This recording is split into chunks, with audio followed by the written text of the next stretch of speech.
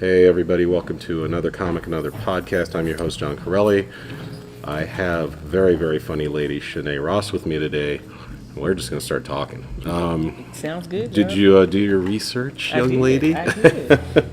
And I'm going to turn this down, by the way. Mic's a little hot. But the homework I gave ShaNae was who would you put on your comedy Mount Rushmore? I never had homework before a show, John, so you're the first to issue that out. But my four for Mount Rushmore would definitely be my mom, Nice. my grandmother. I would take Robin Williams and Whoopi Goldberg. This is the best thing I've ever heard in my life. I love that your mom. Nobody does that. I've never Mom, heard that. Dad, Whoopi Goldberg. This is the best Or thing mom, ever. grandma, Whoopi Goldberg, and Robin Williams. And Yep. a lot of people don't know about Whoopi Goldberg's career in comedy. I mean, like pre-Comic Relief, and the show she was doing. Amazing! Amazing what she did, and obviously covered. I mean, does the abortion part of that show?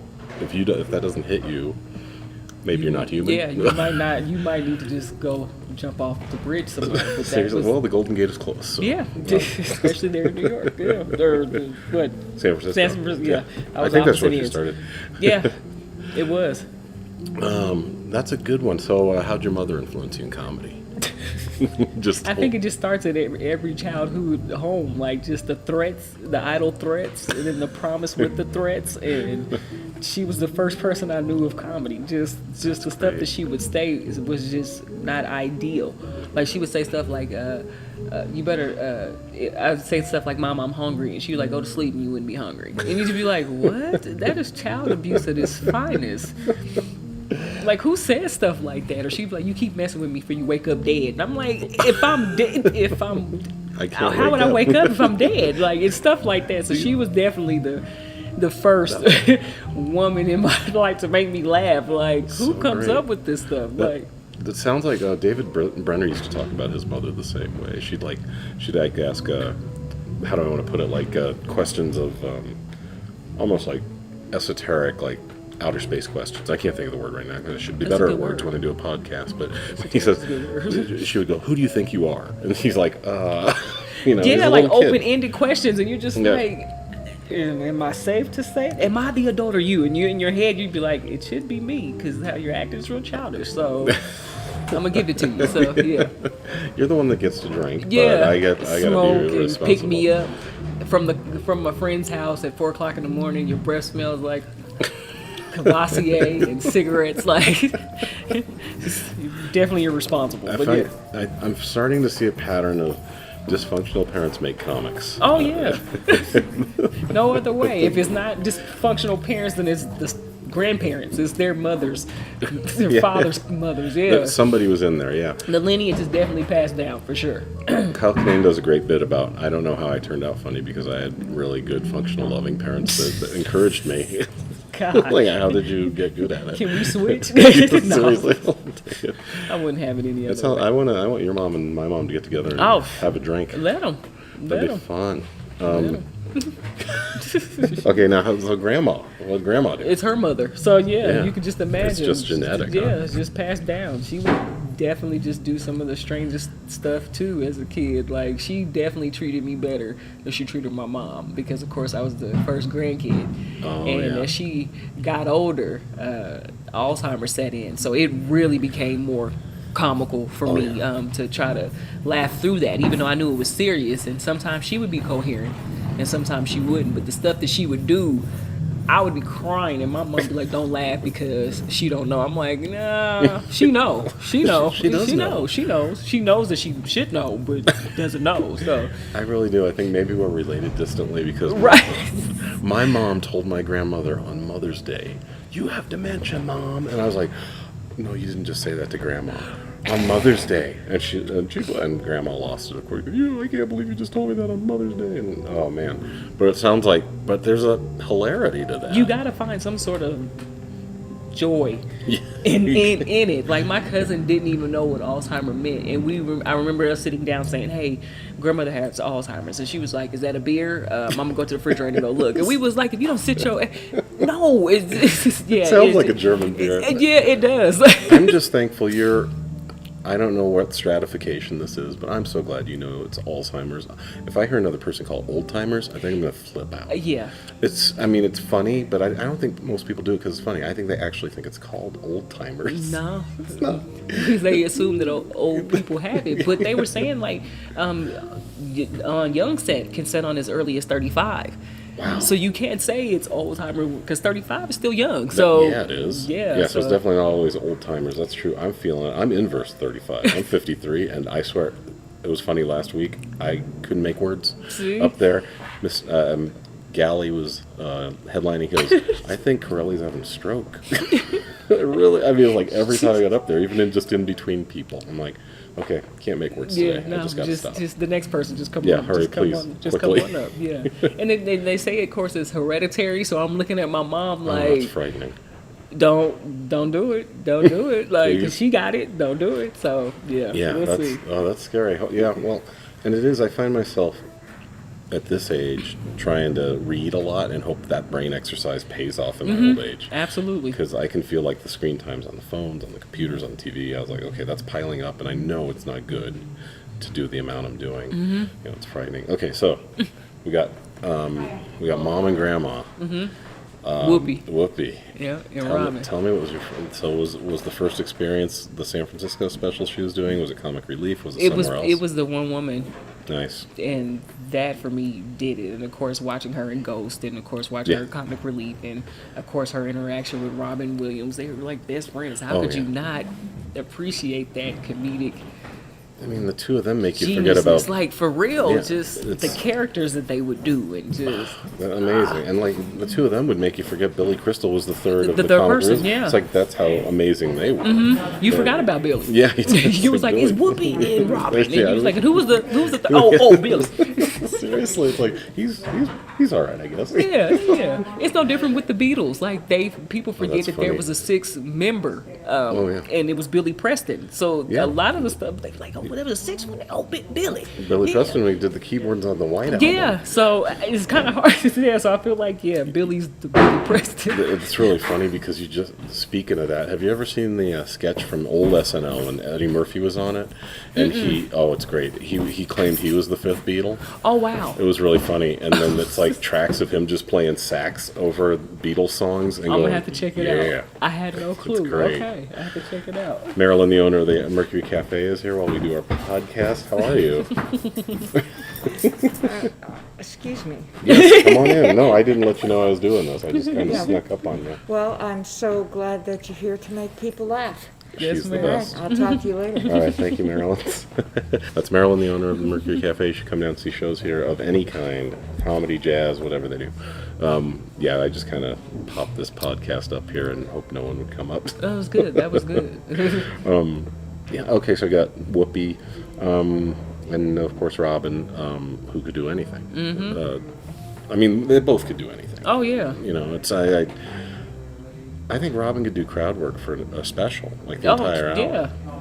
You know, Just his imitations and the fluctuations in his tones and just... And the energy, the raw energy, and sometimes the not-so-raw coke-filled energy from the 70s and 80s stuff is amazing. So let's jump from there and go to specials. Do you have a favorite comedy special of all time?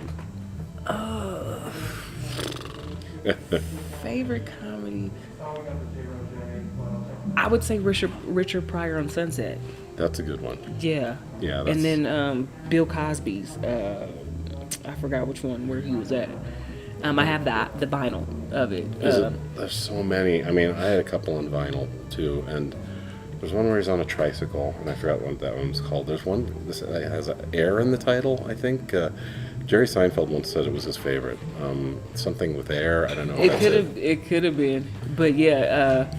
Anything Bill Cosby was earlier. Well, and he's yeah, amazing stuff. I mean, when I was a kid, Fat Albert was a cartoon, and I was like, "This is amazing," and he's on my Mount Rushmore, which is hard right now. Yeah, because of what happened. Yeah. You know, we might be sandblasting, but I got. We have to redo that one. Might have to. Yeah, can we turn him into Eddie Murphy? Maybe. Right. Yeah. Right. Just kind of just a little cosmetic surgery on clay pat. Yeah. Clay his eyes out. Yeah. It'd we can do that. We can get some spackling that big, right? But yeah, amazing career. My dad actually met him back in the 70s. Yeah, my dad worked for a corporation called American Bankers. They brought him out here for some reason, and for some reason my dad tootled him around town. Did not like him. It was really, I know, it was really funny. I was like, come on, Dad, it's Bill. He's like, no, he is an arrogant son of a bitch. I was like, really? Because then you're a kid. I was a kid, so I was really disappointed. But then when all the stuff came out, you probably was like, yeah, I could see it. Yeah. Well, and more so with the women, how they talked about how arrogant he was, and he had this presentation like they were supposed to succumb to him because who he was. So I could see him totally being an arrogant prick. Yeah, I can see that. And, you know, back then, I was probably 10 when he told me that. And I was like, I don't want to believe that, Dad. And I didn't until all the other stuff came out. Like, okay, that'll make sense. He was like, yeah, my dad saw something. He knew something, yeah. But yeah, I've got Pryor on mine. Okay. And then I've got Carlin and Lenny Bruce, a lot of old guys. But I think it's almost like that founding father feel to it. That's why they're on my Mount Rushmore. Yeah. Favorites? I'm talking about a guy who shouldn't be a favorite. Louis C.K. is probably my favorite still, unfortunately. Yeah, it's and I don't want to make this all about me. I want to go back to you. Siblings? Yeah. Did you have any? Yes, I have 2 brothers. Oh yeah. 2 brothers. That'll make you funny. Yeah. I'm telling you, it's just a lot. It's a lot. Thank you. Sorry. No, That's all right. We got some candlelight here. I have two brothers, younger. Nice. And both of them are dealing with mental illnesses. Oh, wow. One's schizophrenic, and the other one is bipolar. So you can just imagine the different personalities I'm imagining that I've Thanksgiving. experienced. Oh yeah, it's a treat. Everybody's welcome. That's in their heads. Everybody's welcome. Everybody's. Well, you're gonna have to cook for 7 and 6. Everybody's on trial. Like you don't know who you're gonna get. Wow. And again, like I feel like even with comedy, that's the beauty of it, that we can share true incidents that happened to us and other people in the audience could relate. Like I never thought that I could openly say that my brothers had some sort of mental illnesses. And the funny thing, the caveat to that is that my mother is a psychologist. Oh wow. So there's even some stuff that she's looking at the table like, I can't diagnose this. No. Yeah. And she has a therapist. So you could just imagine, she's like, if I'm dealing with these two, I got to see somebody else. Yeah, seriously. Yeah. Like I can't self-diagnose me. I got to have somebody else help me. Yeah. So. Yeah, and you can't self-diagnose without probably self-medicating as well. So that's, and then was she single mom, or was her dad around, or what? No, she wasn't single. My father was around, and I thought you guys might have driven her crazy. No, not at all. I wish that we did. No. So my younger brother, he's my half brother. Okay. So we saw him like on weekends, but the other one that's schizophrenic, same mother, father, and my father was somewhat active, and then he decided he was just gonna take a vacation, and we didn't see him for several years. We saw his family, and he grew. He knew us vicariously through them because they would report it back, like, oh yeah, they're growing up, they're smart, they're graduating college, they're graduating high school. So then he popped back in like, hey, and my mom at that point, they were divorced, of course, and my mother has since remarried, and my father's been in my life for 25 years. Good. So yeah. Good and bad sometimes. Yeah, right. It's like I can relate to you. I'm also, like you, I'm the oldest. I do have a half brother and 2 stepbrothers. I don't have any. My mom got wise very quickly. My dad, he was a mess. So, not really a mess, just very controlling. Starting to get violent. And, yeah. So mom's like, I'm not doing this anymore. By the time I was 7, they were done. Yeah. And she quickly jumped ship to my stepfather. Like it was the 70s. I was like, I'm done with this guy and go to the next one. Well, I feel like a lot of women are doing that now. Yeah, that's during true. COVID, they're just like, so what? We've been with each other for 40 years. Bye. just having this awakening, like. Yeah, it's. I mean, there is. I think that we're at an all-time high of life being too short to wait things out that pretty much are showing that they're not going to happen or work. Especially with COVID, I think people are like, life's way too short now. So, I don't know. You know what I'm saying, though. I'm sorry, you're a better talker than I am. I should just let you No, go ahead. Like you you definitely said it. Like people are becoming more realistic. That at the blink of an eye, you can be out of here. And I feel like people have a lot of risky requests now. More so, men just sexual requests. Like, hey, I want a threesome. Let's do it. And women are like, okay, COVID's out here, so why not? Yeah, let's do it. Man, I need that type of woman in my life. I just need one woman in my life. Never mind convincing two to make that bad decision. Like women I feel like you could anybody can make a risky request right now, and I'm pretty sure people will succumb to it. Because like you said, just the time that we're living in, you just never know when it's your last time. So why not ask? Get ballsy and ask. Well, let's see what else. I usually have better stuff in mind. I'm really tired today. My kids had a sleepover last night, and I was up till like 3. Oh man, you was up. Yeah, and I had to get up early. They were partying. Man, how old is your baby? He's good. He's 16, so he's not much of a baby. I'm still gonna ask. People be like, he's 34. And I'm like, he's still your baby. He is. He's your baby. That's true. Yeah, he's doing all right. I got a 23-year-old too, so that's a lot. He's disabled, but he does fine. Okay. But yeah, I'm it for now. They have lived with me pretty much since COVID. So wow, it's been nice. Good. Yeah, it's been good. Oh, how'd you start? How long? I should know how long you've been doing it, and I actually don't know that. I won't say that I've been doing it for a while. I've been a student of it for 12 years. Nice. Me and D. Kelly and Dick Black, we all started, or Derek Rush, we all started around the same time. Oh, wow. But I would say that doing it feels like I've been doing it for like the past 5 years. That's kind of how I feel. I've also been doing, I just hit the 12-year mark, but it was so sporadic for so long that I feel like more like a 4 or 5 year person. Yeah. Dee's going to be here next week. Dick was here last week. So yeah, it's a beautiful, crazy little community we've decided to be a part of. Yeah. But do you remember any of your first jokes that you ever told? Some that did well, maybe that did not do well? No, it's funny because so this is what happened. So again, I grew up in a Christian background, and I was always that kid cutting up in church, and the church mother saw me cutting up, and she's like, I think you should try being a comic. And I was like, really? She's like, so look into it and let me know.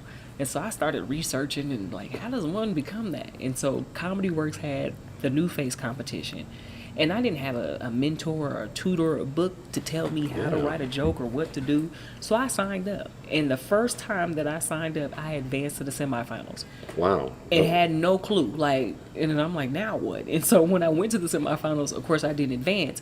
But from that moment on, I'm just like, okay, so this is a lot of work.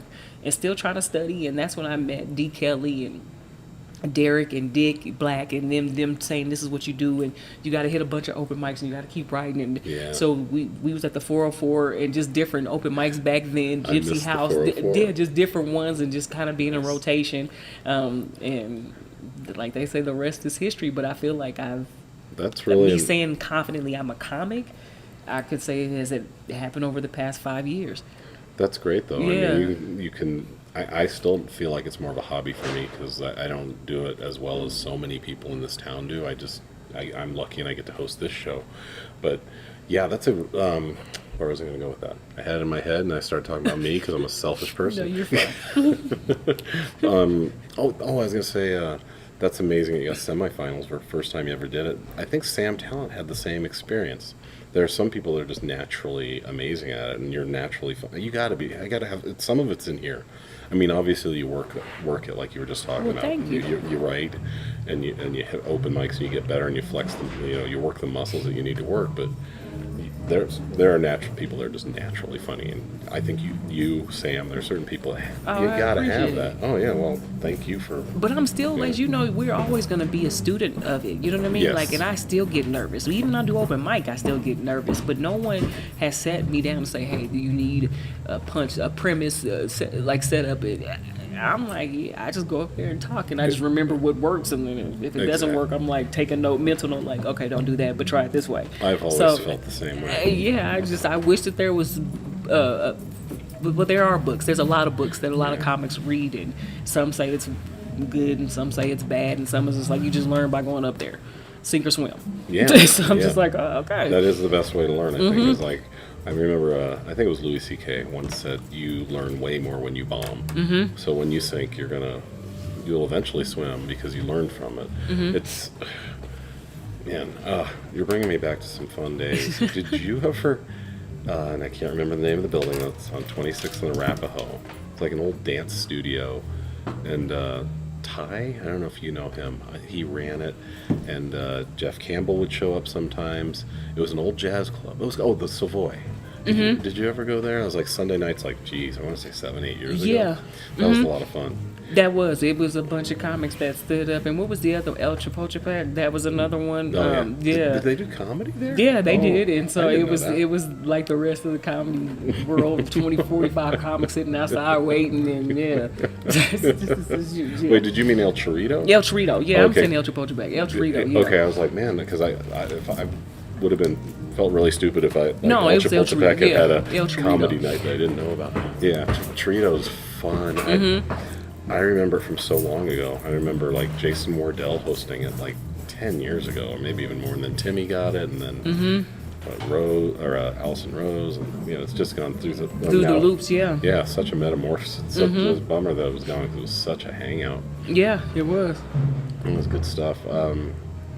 Let's see. I'm trying to think of what do you do for your real work when you're not doing this? I shouldn't say that. Sorry. You're not doing your arts and crafts. That's what my mom likes to call it. She's like, you're just doing your arts and crafts. I work for Comcast. I'm an analyst, so it's a lot of conference calls and numbers and supportive technicians and payment centers and how'd you get into that? Just start right there? They just had an opening? I started customer service like most people, and then just worked my way up. That sounds like almost like a war of attrition. Like you've stayed here 2 years and you've done this terrible job. We're going to give you something a little better now. Was it that kind of? Yeah, that type of thing. Or supervisors watching like, I think you could do something else besides this. And I went to school and I didn't finish because it got too pricey. I went to DU and I have a year left. I need to get back in and finish so my mom doesn't think this is just a hobby and all in vain. But my major was mechanical engineering with a minor in science. Ooh, I'm with a smart one. Growing up and doing the STEM program and watching women of color say, hey, I was an astronaut, I'm a mathematician, I'm in economics, and you're just like, wow, we do that? And so I was inspired to do it and did a summer program at DU when I was 10. And from that moment on, I was like, I knew that that's what I wanted to do. That's great. And I was that kid always tinkering with stuff and taking stuff apart. And my uncle would say, hey, hand me that rocket wrench and hand me the flashlight and lift the carburetor up. And so I was that kid out there helping him. Awesome. So I just knew that I wanted to do it. But yeah, I definitely need to finish. But DU is very, yeah. Pricey, so funny. Yeah. Speaking of good comics that went to DU, Sinbad, I believe, went to DU. Mm-hmm. Like Troy Walker. Oh, I didn't know that. Yeah, he graduated. He got his law degree. Yeah, I remember he was working on the bar like 5-10 years ago when we were talking to him in the green room at Comedy Works. So I didn't know it was DU though. Some impressive people we've been lucky enough to get around. Well, let me finish first, and then you can say, name. No, I can barely even pronounce mechanical engineering, let alone try for a degree. I got some people up here checking out the room. It's so pretty here. Hopefully they'll come back later for the show. I was going to ask you. There's something more. Something about comedy. Sorry, I'm starting to have that stroke that Gally was talking about last week. It might be coming now. John's seizing out. Seriously. Well, I think I started thinking about a lot of the stuff I grew up with because I'm older than you, so I knew a lot of 70s TV, but I know that stuff aged. I don't know if I'm going to say it aged well, but I think comedically it did. Like, I still can watch Sanford and Son and find it pretty funny. It's way more simplistic than I remember it as a kid. But I was looking at the credits one time of who wrote for that show. And Robert Townsend wrote for that show. Richard Pryor wrote for that show. And I'm like... Paul Mooney had some of the credits. I'm just amazing stand-ups who... Their writing credits are miles long, and so that kind of tells you what you have to do to get to a certain level in this, if you want to call it an industry, or it's amazing. I'm just blown away. I'm gonna give my friend a shout out just because you reminded me of it. Okay. I'm not sure if it's mechanical, but it's definitely one. She's 18. She got into Cal Berkeley. Wow. Okay. Yeah, she's doing engineering. She had to do. She's a freshman, so she's doing COVID. All year. I almost called it COVID engineering. That's what it feels like. Yeah, biological engineering of some sort. But yeah, so I just want to give her a shout out because I'm blown away by anyone that can do what you do. Do it. Any woman that's in these fields, maybe was that a thing? Maybe since you were the girl, who had two brothers. Mm-hmm. Did you find yourself in a lot of things that are male dominated? Comedy's generally male dominated. Mechanical engineering is generally, I would think, is generally. Yeah, my family. Because I don't have a lot of female cousins. I want to say I might have maybe 10. Wow. Out of both sides, and it's just all male. So we had to grow up tough, climbing trees and spitting tobacco, and just oh my God, I knew girls that did that too. Moonshine, and all type. We was all in types of stuff. I'm originally from Oklahoma, so it's country and just open land and Native Americans, because both my parents are, they're half. So just the teepees and learning about peyote, and we was John. I'm telling you, this conversation can go on longer. But just learned a lot of stuff as kids and peyote, and I didn't know anything about hallucinogens until I saw my older cousin smoking peyote, and she just spazzed out, and she was just like, I see George Washington, and we as kids looking around like, what? And she was touching stuff, and and then you watch Intervention, you're like, oh, she was high. She was fucked up. She was up there. Okay, yeah. That's just crazy. Well, so you're a kid of the 80s, basically, I would say, right? 80s baby, yeah. Yeah, so you can get out there and we weren't freaked out yet enough to keep the kids in all the time. Where were you near Tulsa, Oklahoma City? Tulsa. Because Tulsa sounds like a really cool place. I don't know much about it, but it sounds, and of course, huge Black history there. With absolutely. The Greenwood culture, yep. Yeah. And Little Africa. Yeah. Yep. And Black Wall Street. That's what that was, Black Wall Street. Yep. And I got my degree in history, so I think I know more about Black American history than the average white guy, but I didn't even know about Black Wall Street till Black Lives Matter. And this is where I'm very thankful for the internet and Twitter and Facebook, and like, oh, this is stuff I never knew about. Now I get to read about it. Amazing stuff, tragic stuff too. Yeah. Obviously that it's was definitely a horrific. place, if people can go, definitely I would say visit. Like my grandmother's house is literally like maybe 2 blocks away from where all of that happened. And of course it's now gentrified, but the church and stuff that was still involved is still standing. Wow. But it's definitely a good place to definitely visit. Just the people are very friendly, and just growing up in the 80s, like we could leave the door open, and we wouldn't have to worry about anybody coming in. It was just that type of thing. We could be several blocks away, but everybody knew everybody. That's great. Kids, like, hey, your grandma wants you. She called up here and said, go back home. Like that type of thing. So we couldn't get lost, really, because everybody knew who we were, who we belonged to. So that's definitely something that I will always appreciate. It really is nice to have that comfort as a child. Like, I can go anywhere. I can go anywhere. I know my parents have a network, and if another parent sees me screwing up, they can say something and I'll listen to it. Now you can't. You might get sued if you tell a kid what to do on the street. We didn't have to worry about trafficking. Women trafficking kids, getting kidnapped to start prostituting and being sold, or you didn't have to worry about that now. But now you just like, I don't even want to go to Keith Hooper's alone. Just like this, yeah, it is. It's frightening. It's a scary world out there. Yeah, and then the fact now, they say that we're stronger in numbers, so you see like more women in packs. Yeah. Because they just know what's going on. Like you're just not safe. And then now I get paranoid of vans and Winnebagas, and I'm just semi trucks, and I'm like, I seen that out front. I'm like, I'm in daylight, so I'm just like going around. Like, if you need to walk to your car, I'm here for you. Right. I went around the Winnebago. I'm like, I just don't know. It's blocked off, but still, he or she could back out, throw us in there, and keep going. So it is really funny. It's just, I don't know how we got here. Especially when you consider childhood. Jeff's over there. He's my age. We understand the 70s and 80s and even the 90s, what it was like to grow up in relative safety. I mean, we all had Charles Manson, and then what was the Warren? What was the one that was making people drink the Kool-Aid? The literal, not Jim Jones. Down Yeah, Jim Jones. Yeah, Jim Jones. Like 900 people. Man, I know. Yeah. You guys had them to worry about, and just.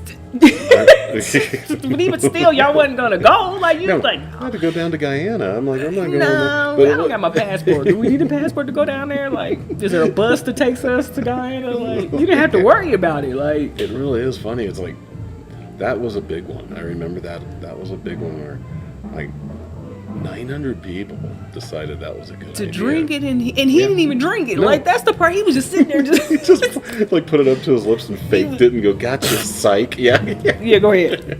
Yeah, go. Like, I just kids. Like, but you guys had, like, in the 70s, the 80s, like, the serial killers was real. Oh yeah, prominent. Ted Bundy was big. Bundy was here. Didn't he escape here or something? Like, yeah. Oh yeah, he went through Denver. Yeah, we had. Yeah, he did. He was in Seattle, yeah. I was just traveling everywhere. No big deal. He was out there. He escaped a few times. But I think part of it too is we weren't that afraid because that was like an anomaly, and it was on the national news, and there wasn't just news being pounded into you. It was your parents who get the news. They were the news, yeah. Yeah, and then they're like, okay, don't be stupid. Mm-hmm. All right, message received. And basically, we were fine because we were like, okay, I was a little more street smart than my friends because I was born in New York and lived there only till I was 5. But my mom was teaching me to cross the street at 4 or 5 years old in Manhattan. And I was like, okay. Oh, yeah, you know. Yeah, so I had that slight edge on my suburban friends. But even their parents were like, okay, don't talk to strangers, don't get in a van, just don't be stupid. Mm-hmm. And there was that streetwise kind of edge that we had in the suburbs. I don't know, it just, and I feel bad. I feel like I'm almost, I know I shelter my kids a lot, and I feel bad about that because I'm like, man, I hope they're getting at least something fun to do. I hope they feel when they look back in 10 years, when they're in their 20s or late 20s, that they look back and go, it was a pretty good childhood. They'll definitely thank you for it. I mean, especially if they were to hear what you went through and just stuff that happened before, before they came into this world. They'll probably be like, yeah, Dad saved us. Because I didn't really know about child abduction, until John Walsh came out with America's Most Wanted, and we heard about the whole Adam situation, his son, and then them creating the whole Code Adam and stuff when kids are. So it's just when you look back on that, you're just like, we've come a long way, but it's just, I feel like just the world of events have prepared us for this kind of what we're dealing with, kind of. Well, and it's just weird. I think there's a new set of fears for each generation and how they manifest and how they're, I don't want to say twisted, but maybe used by society to mold where we're headed. Because for me, the 80s were as much fun as they were. We were also terrified of either dying of AIDS or nuclear holocaust. So those are the two biggies that were always over our heads. But at the same time, we're like, I think we can have fun on the way. Yeah, because people with AIDS still have fun. I mean, you still can. You still can. Yeah. It's not. It's for one thing, it's not the death sentence. It was. No, well, we saw Magic Johnson beat it, and we was like, see, you can do what you want to do because he's proven that. So that's so funny. I almost said Magic Johnson in stereo with you because everyone's like, there's your exhibit. That's the poster boy for it. Yeah. And then Dennis Rodman for cocaine. Like we just in white women, we knew we could get away with a lot of stuff. So. I'm just going to yell across. Are you guys here for the show? Yeah. Yeah, you can sit wherever you want in the red tables. And we'll start up probably around 8 or 8:30. Thanks. Probably edit that out. That's fine. Just leave it. Maybe. I kind of like the real feel. I like the jazz in the background. Yeah, the owner walking up saying hi, and just leave it. It does feel real. I will do that. Last week, I was 2 tables over with Katie, and Michael was just shoveling ice, and I was like, that was a little annoying. But outside of that, it was kind of fun just watching him prep. But yeah, there was just a point where he's just getting ice for the water, so it sounded like he was snow shoveling like right by the mic. Yeah, it was just scraping. Hey, Michael, come on, just can't wait till later. But yeah, and I'm glad I get to work with you because you always bring it. Well, thank you. I don't always feel that way. Oh well, you should. As long as I'm getting your good eye with the light. Thank you, John. I appreciate that. Because people were like, "Is that really? Are you really?" And I'm like, "Yeah, that's really a thing. Like, I'm not supposed to be driving, but yet I drive. And as long as you had me out here by my eye curfew, John, we good." Like, eye curfew. Yeah, he was just like, "I don't really think you should be out there driving after 10, Nay." Oh, that's so funny. I'm like, okay. All right, I can try. I can do that. Yeah, I can do that. I ain't making promises, but I'll try to get home. That's so funny. So ShaNae's left eye is not great. No, not at all. I do everything half-assed. Could we call you left eye? Yeah, you could. Hopefully the same thing doesn't happen to you. Right, they happened to her. Yeah, I don't want to be in a Jeep and up in Venezuela or wherever she was at. Yeah. I like how we just both named it. I'm going to have to research and see if either of us were right.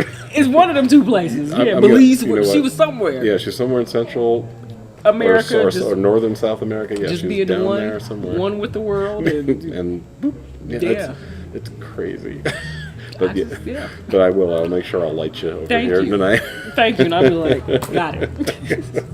Gotcha. Because people, it's weird because when I come off stage, people are like, I keep forgetting. I'm like, I keep forgetting. So when you do, that's why when I come, I'm like, am I going over my time? Because it feels like I'm around that time. So yeah, I don't ever want you to think that I'm being selfish because sometimes I don't see. So yeah. No, well, that was funny because you're like, John, you're going to like me at 13, and where are we? I was like, oh, you're like 18, and you're like, why didn't you like me? I go, I was. You're like, my eye. And he was like, oh, and everybody was like, oh, John, come on. Man, so, you stink, man. Come on, she has a disability. So no, thank you.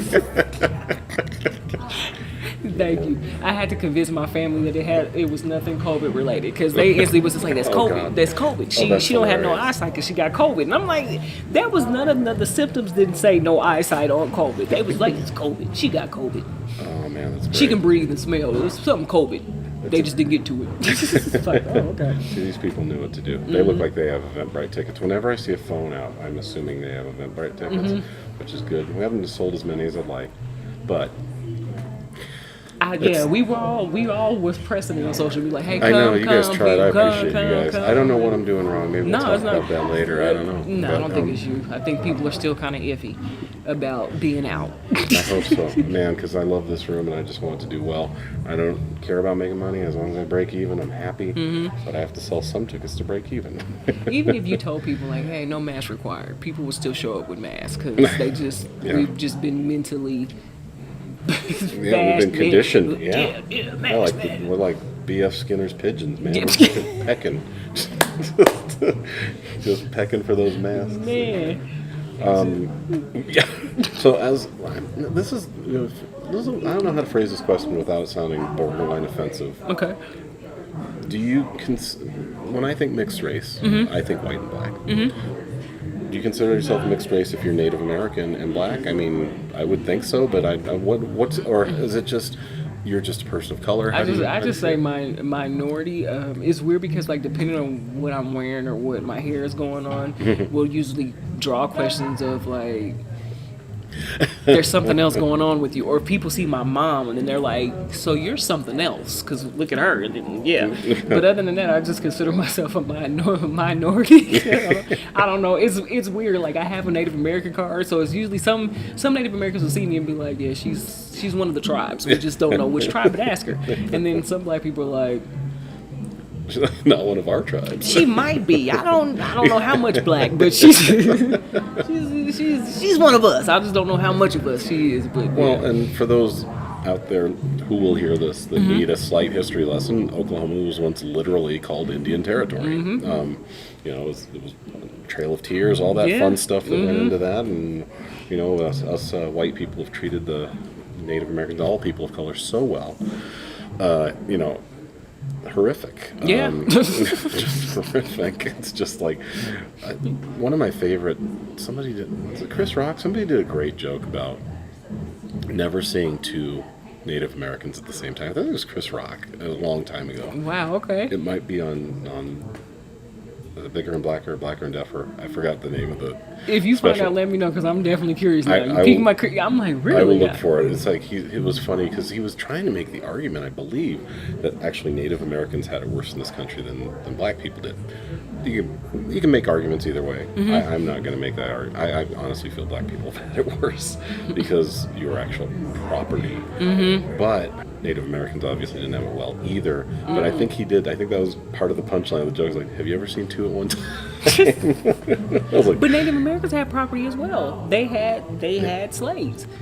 see, there So you that's go. what I'm saying. So like, that ends the argument. Yeah, like so it's just if you I'm just like, There you go. See, that was easy. That was easy. That ends the argument right there. I was taken back by like, really, the nerve of them. But we'd be safer with them than the white man. So yeah. And I've learned a lot of history tonight. I had no idea that Native Americans. I mean, I could see it, but I never knew it or thought about it. Yeah. So yeah. Yeah. So that's how some of the other tribes have evolved. That's awesome. Yeah. So We're at about 40 minutes. Yeah. I hope you had a good conversation. I did. I'm going to go play host. Okay. And I always love talking to you. Always a pleasure, This is the Jack. longest conversation by far that we've ever had, so I love it. right, always a pleasure. I know way more about you than I ever did. It's great. Yeah, I'll You talk got a about great it on Mount stage. Rushmore. My favorite Mount Rushmore is your Oh, well, mom and your thank grandma. you. On it. How great is that? Right, she didn't come with other comics. Yeah, she had two of them. She had two comics and two really funny Yeah, people. real people. Yeah. All right. Thank you, ShaNae Ross. Appreciate you. Thank you, John. This has been another comic, another podcast, another codcast. I was like, That's podcast? great. Wait, that works into where you work, so that's I meant to do that Cod- totally right. I almost said cod piece. We don't want that either. Yeah, Let's cod not- sounds good right about now, John. They have a mean whitefish here. I don't think they do actually. Oh, I was gonna say, let me try it. They actually do have some fish on the menu, but I don't know. Might come with pasta or something. No, I I don't know. don't want to try it. Anyway, I'll try that again. Okay. Another comic, another podcast. ShaNae Ross was here. I was here. She's laughing into her coffee, and I do not blame her. Thank you. She watched me have Try the another fish. stroke. Try the fish. Come back for the laughs. Thanks, you guys. We'll see you next time.